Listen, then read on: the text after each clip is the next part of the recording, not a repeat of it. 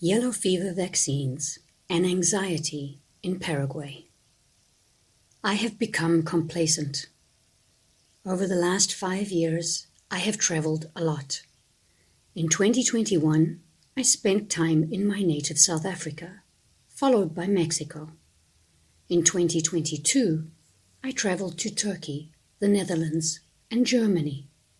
And in early 2023, I headed back to Mexico for a few months. In late 2023, I spent a glorious month eating my way through São Paulo state, after which I flew down to South Brazil to spend an equally incredible month with a dear friend. After 2 months of food, family, and sightseeing, I jumped on a 24-hour bus destined for Buenos Aires, Argentina.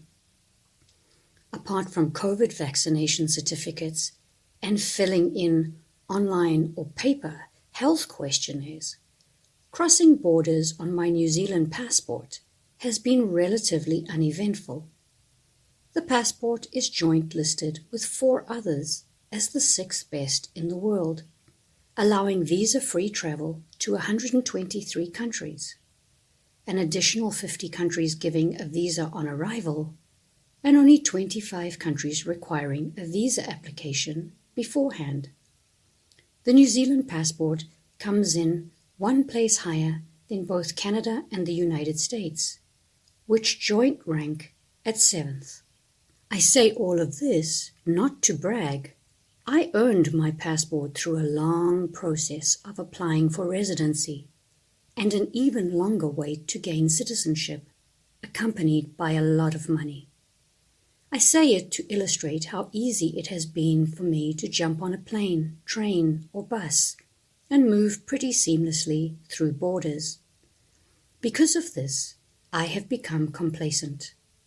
Too much so, and to my detriment, as I recently found out. In February 2024, I jumped on another overnight bus heading for Asunción in Paraguay.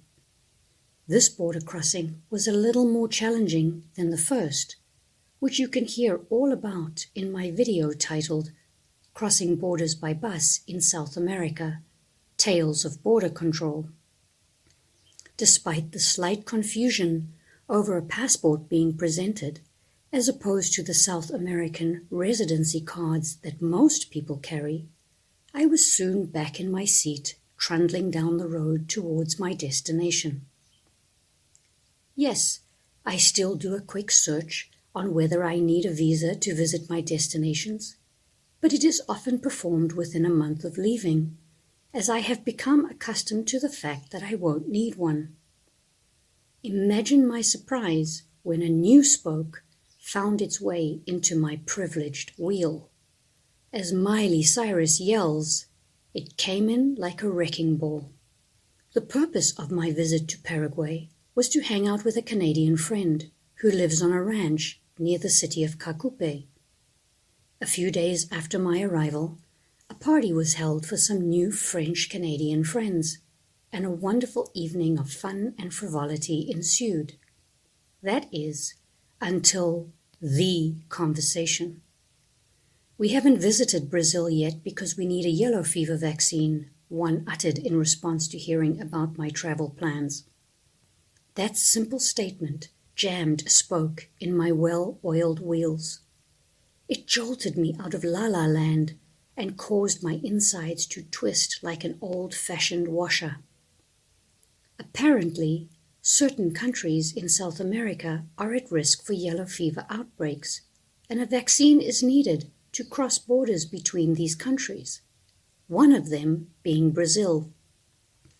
At the risk of sounding like a broken record, I have become complacent.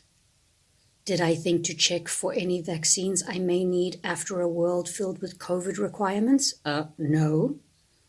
Will I check vaccine requirements for future travel plans?